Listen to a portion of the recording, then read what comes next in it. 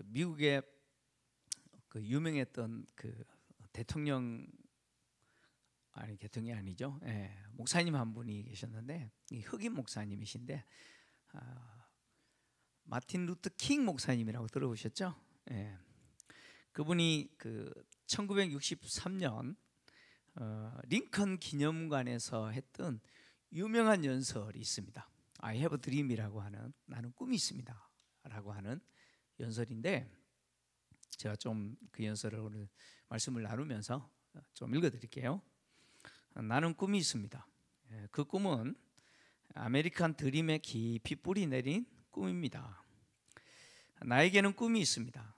언젠가 이 나라가 일어나서 모든 인간은 평등하게 창조되었다는 것이 자명한 진리로 간주된다는 신조의 진정한 의미를 실현해낼 것이라는 꿈입니다. 나에게는 꿈이 있습니다. 언젠가는 조지아의 붉은 언덕 위에 옛 노예의 후손들과 옛 주인의 후손들이 형제의 식탁에 함께 둘러앉는 날이 오리라는 꿈입니다. 나에게는 꿈이 있습니다. 언젠가는 불의의 열기에, 억압의 열기에 신음하는 저 미시시피 주마저도 자유와 평등의 오아시스로 변할 것이라는 꿈입니다. 나에게는 꿈이 있습니다. 저희의 4명의 어린 자식들이 피부색이 아니라 인격에 따라 평가받는 나라에 살게 되는 날이 오리라는 꿈입니다. 지금 나에게는 꿈이 있습니다. 멋있죠, 그죠? 아주 유명한 연설인데, 제가 과거 유학 준비하면서 영어 공부하면서 이 문장을 영어로 막 외우고 막 했던 그런 기억이 있습니다. 마틴 루터 킹 목사님이 갖고 있었던 꿈이죠.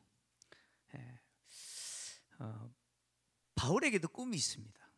바울에게도 꿈이 있었는데, 바울의 꿈은 로마를 경유해서 스페인, 스바나죠. 당시 땅끝입니다. 땅끝인 스바나까지 가서 복음을 전하는 것이 바울의 꿈이었습니다. 바울의 꿈은 바울의 비전이 아니라 하나님의 꿈이었습니다. 그리고 하나님의 계획이었죠. 바울은 하나님의 꿈을 자신의 꿈으로 받아들이고 그 꿈을 이루기 위해서 달려갔습니다. 예루살렘 교회가 세워지고 박해로 인해서 흩어진 이후에 이방인 교회, 최초의 이방인 교회인 안디옥 교회가 세워지고 안디옥 교회가 보낸 파송받은 선교사로서 가졌던 꿈이죠. 그래서 이 꿈을 위해서 1차 선교 여행 때 구브로와 그리고 비시디아 안디옥과 갈라디아 지역에까지 복음을 전했고, 2차 선교 여행 때는 유럽 지역이잖아요. 최초 유럽 지역인 그리스 지역인 마게도냐와 아가야 지역까지 복음을 전하고 교회를 세웠습니다. 그리고 3차 전도 여행 때는 에베소를 중심으로 아시아 전역에 복음이 전해지도록 했습니다. 그리고 이제 바울은 지중해를 중심으로 마지막 남은 지역, 당시 세상의 중심인 로마를 방문하고 이후에 스페인 땅끝이라고 알려진 서바나까지 가서 복음을 전하기 위해서 지난 3년 동안 눈물로 사역했던 에베소 교회의 성도들과 이별하고 자기가 개척했던 그리스 지역, 마게도냐와 아가야 지역 교회들을 방문하면서 교회 형편도 살피고 또 기근으로 고통당하는 예루살렘 교회를 돕기 위한 구제 헌금 모금도 하고, 그리고 각 교회 대표들, 구제 헌금을 전달할 각 교회 대표들과 함께 예루살렘을 방문하기 위해서 가는 중 지금 밀레도에서 에베소 교회 장로들과 마지막 작별 인사 나누는 내용이 오늘 본문의 내용입니다. 바로 앞의 내용이죠. 22절에서 23절을 보면 바울이 에베소 교회 장로들을 향해서 이렇게 이야기하죠. 나는 성령에 매여서 지금 예루살렘으로 가고 있는데 그곳에서 무슨 일을 만날지 알지 못한다. 그러나 성령께서 각성해서 나에게 말씀하시기를 환난과 결박과 환난이 기다리고 있다라고 말씀하셨다는 거예요. 그러니까 예루살렘으로 올라가는데 그곳에서 어떤 일을 만날지 몰라요. 그런데 예견할 수 있는 것은 있죠. 무엇입니까? 결박과 환난이 있을 거라는 것이죠. 바울이 하나님의 꿈을 꾸고 하나님의 꿈을 이루기 위해서 지금까지 달려왔는데 이렇게 하나님의 꿈을 가지고 달려왔던 이 기간 동안 이 바울이 달렸던 그 길은 결코 순탄하지 않았습니다. 바울은 고린도 후서를 기록하면서 그 내용을 기록했는데 고린도 후서는 바울이 예루살렘을 방문하고 로마로 가기 위해서 에베소 교회의 성도들과 이별하고 마게도냐를 방문했을 때 기록한 거예요. 아직 예루살렘 올라가기 전에 기록한 성경이 고린도 후서인데 고린도 후서 11장 23절에서 27절을 보면 지금까지 바울이 하나님의 꿈을 가지고 달려왔는데 그 길이 얼마나 험악했던 길인지 이렇게 기록을 하고 있습니다. 한번 같이 읽겠습니다. 시작. 그들이 그리스도의 일꾼이냐 정신없는 말을 하거니와 나는 더욱 그러하도다. 내가 수고를 넘치도록 하고 옥에 갇히기도 더 많이 하고 매도 수없이 맞고 여러 번 죽을 뻔하였으니 유대인에게 40에서 하나 감하는 매를 5번 맞았으며 3번 태장으로 맞고 1번 돌로 맞고 3번 파선하고 일주야를 깊은 바다에 지냈으며 여러 번 여행하면서 강의 위험과 강도의 위험과 동적의 위험과 이방인의 위험과 시내의 위험과 광야의 위험과 바다의 위험과 거짓 청제 중의 위험을 당하고 또 수고하며 애쓰고 여러 번 자지 못하고 줄이며 목마르고 여러 번 굶고 춥고 헐벗었노라. 아멘. 아직 예루살렘 올라가지도 않았어요. 근데 지금까지 하나님의 꿈을 품고 달려왔던 바울이 겪었던 거예요.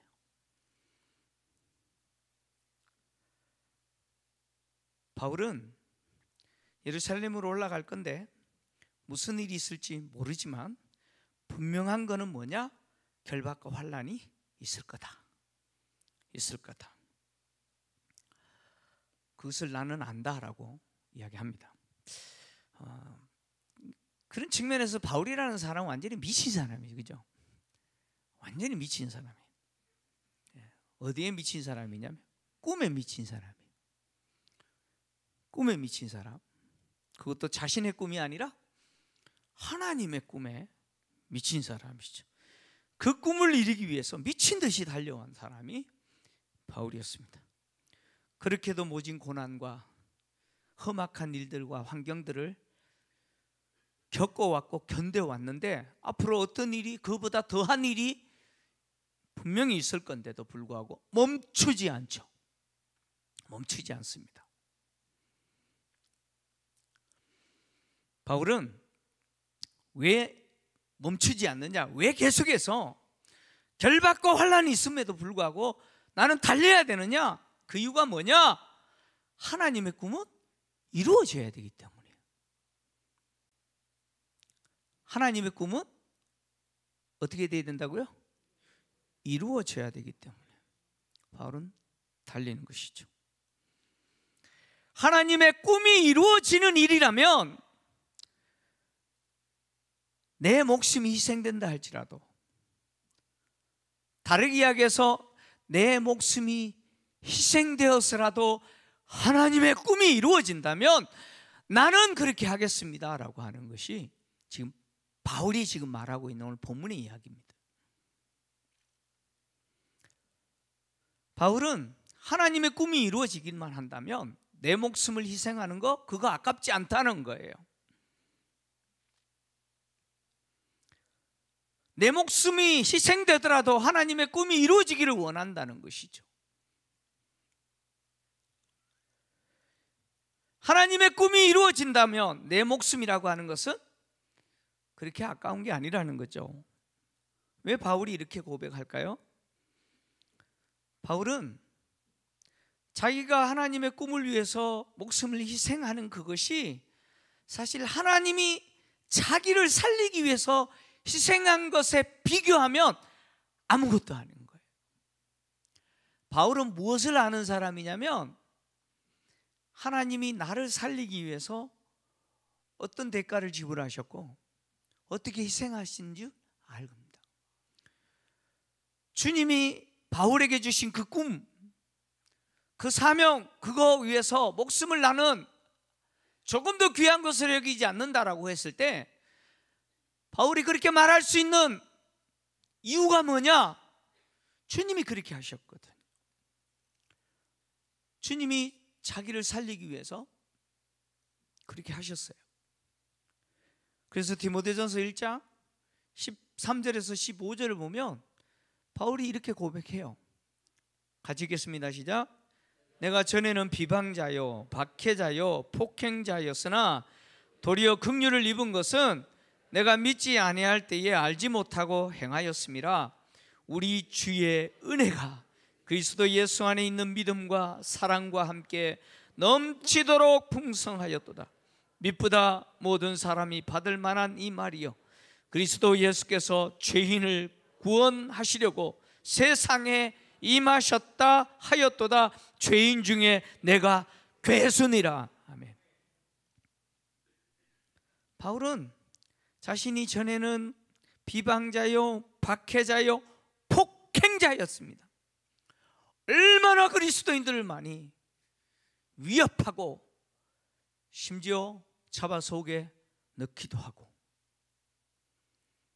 잔인하게 살기등등하게 교회를 받게 했던 사람이 바울이었죠. 그런데 그런 자신에게 주님이 주신 사랑은 넘치는 것이었어요.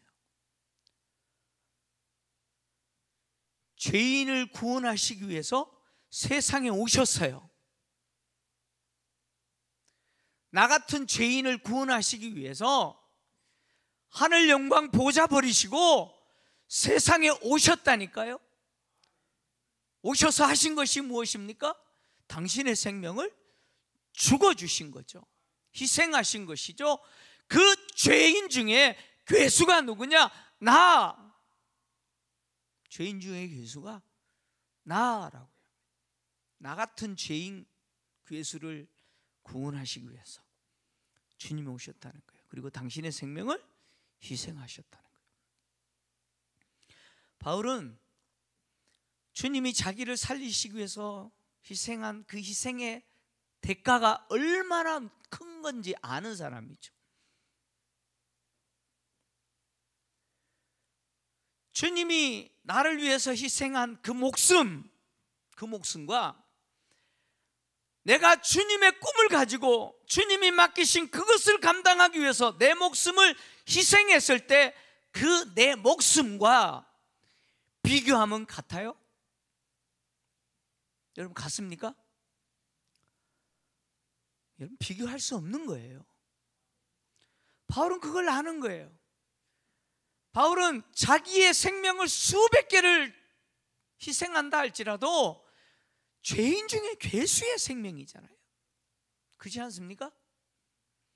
근데 그런 자기를 위해서 목숨을 기꺼이 던지신 그 주님은 누구세요?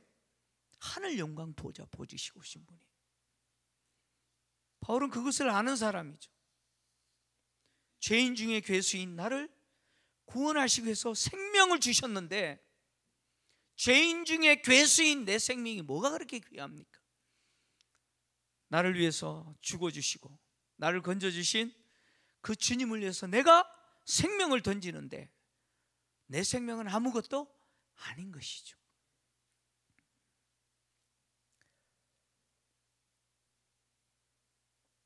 그래서 바울은 주님이 나에게 주신 그 사명, 은혜의 복음을 증언하는 일을 마치려 하면은 내 생명을 조금 더 귀한 것을 여기지 않는다라고 선언한 것이죠. 여러분 세상에는 자신의 꿈을 위해서 목숨을 과감하게 던지는 용감한 사람들이 있잖아요, 그죠? 자신이 꿈꾸는 그 세상을 위해서 과감하게 목숨을 던지는 분들이 있어요. 그리고 그런 사람들을 세상은 영웅이라고 그래요. 영웅이라고 그러잖아요. 여러분, 왜구들의 침략으로부터 조선을 구원하기 위해서 목숨을 던진 이순신 장군, 여러분, 국가는 그분을 뭐라고 칭해요? 영웅이라고 칭하죠. 이 나라의 독립을 위해서 자기의 목숨을 던진 안중근, 안창호를 비롯한 독립투사들, 그들을 우리는 뭐라고 불러요? 영웅이라고 부르는 거죠. 이 나라가 공산당에 의해서 무너지고 공산주의가 되지 않도록 목숨을 던졌던 6.25 참전 용사들, 그분들은 우리는 뭐라고 불러요? 영웅이라고 부르죠. 그분들의 그 희생 얼마나 고귀하고 순결합니까? 그죠? 세상의 나라를 위해서 자기 목숨을 던진 사람을 영웅이라고, 그리고 그들의 희생과 그들이 자기 목숨을 과감하게 던진 그것에 대해서 숭고하다, 고귀하다라고 인정합니다. 근데 하물며 영원하신 하나님의 나라를 위해서, 그 절대적인 하나님의 나라를 위해서 내 목숨을 아끼지 않겠다라고 선을 하고 있는, 그리고 실제로 그렇게 달려가고 있는 이 바울을 보면요, 정말 숨이 멎어요. 숨이 멎을 정도로 감동적입니다. 여러분, 누가 이런 말을 쉽게 할 수 있겠어요? 그죠? 여러분, 누가 이런 말을 쉽게 할 수 있냐고요? 하나님은 당신의 꿈을 이루실 때 그 하나님의 꿈을 내 꿈으로 받아들이고 그 꿈이 이루어지기를 위해서 목숨을 귀하게 여기지 아니하고 달려가는 그 사람을 통해서 하나님 뭘 이루세요? 그 꿈을 이루십니다. 하나님 이루세요. 여러분, 하나님이 능력이 없으셔가지고 우리에게 복음을 전하는 증인 역할을 하라고 하실까요? 야, 니네들 안 되면 나 못해, 제발 좀 해줘. 하나님 뭐 그런 분입니까? 하나님 그런 분 아니에요. 하나님 당신의 꿈을 마치 나의 꿈으로 받아들이고 그 꿈이 이루어지기를 위해서 기꺼이 목숨도 아끼지 아니하고 달려가는 그 사람을 통해서 하나님은 뭐예요? 그 꿈을 이루세요.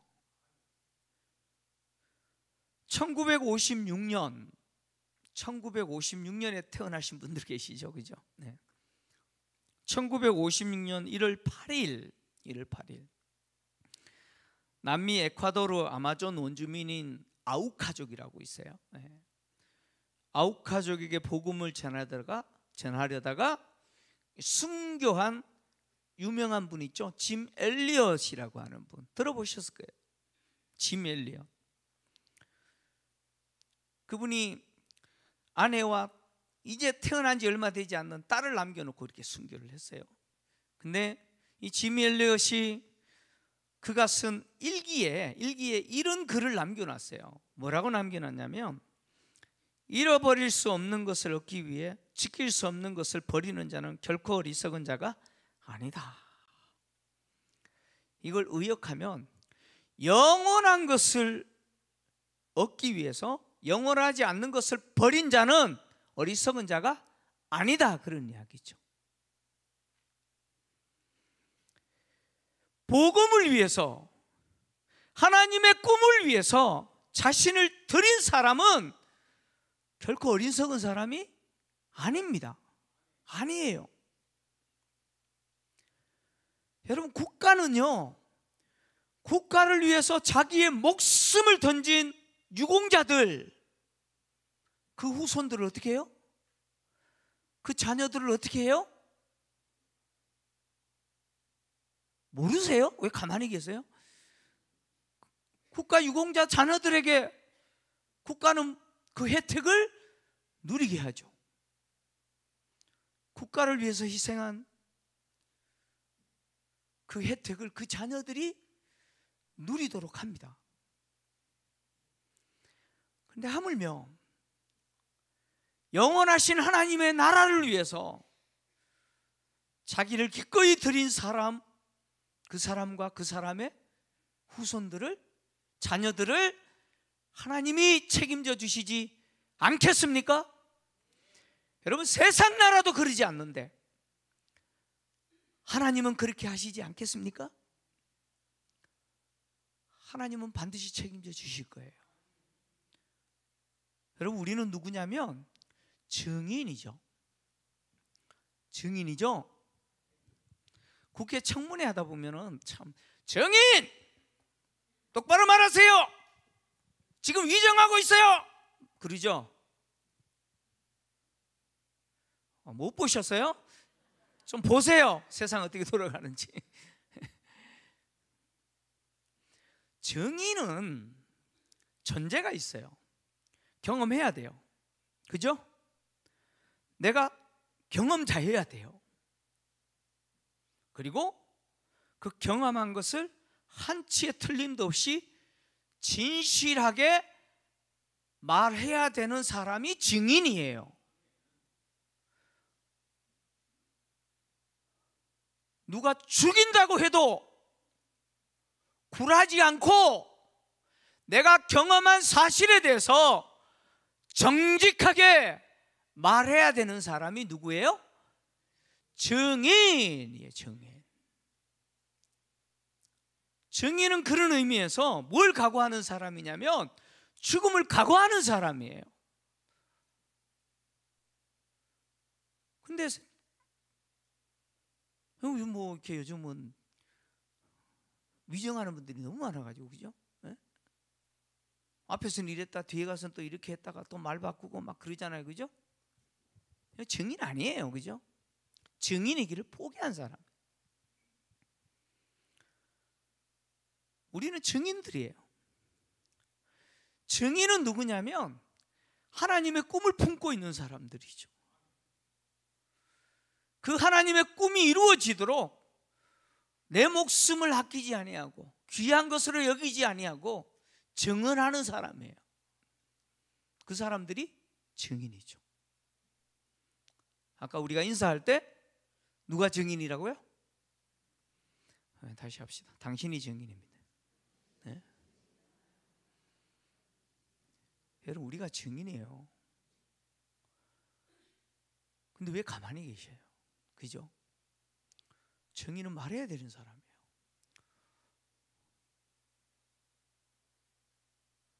증인은 부끄러움을 두려워하면 안 돼요. 증인은 위협을 두려워하면 안 돼요. 증인은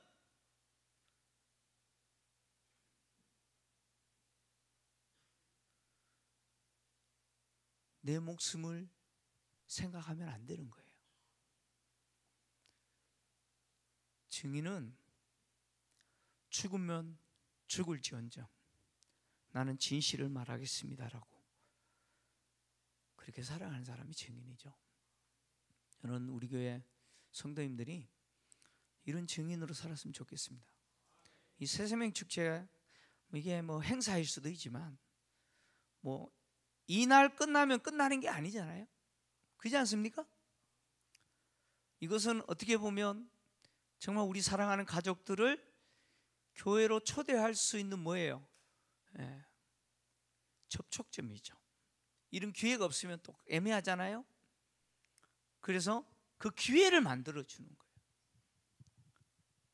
하나님이 우리에게 맡기신 이 증인의 사명은 오늘 바울이 보여주는 것처럼 그 하나님의 꿈을 내 꿈으로 인정하고 그 꿈이 이루어지도록 달려가는 거예요. 그 꿈이 이루어지기 위해서는 내 목숨이 들여진다 할지라도 나를 그렇게 하겠다라고 하는 사람이 딴 데 관심 두겠습니까? 오직 하나님이 내게 주신 그 일, 그것을 이루기 위해서 달려가는 것이죠. 그 사람은 무엇을 하든지 어디를 가든지 그 현장 그리고 그곳에 있는 목적이 뭡니까? 목적이 뭐예요? 하나님의 꿈을 이루는 것이. 우리의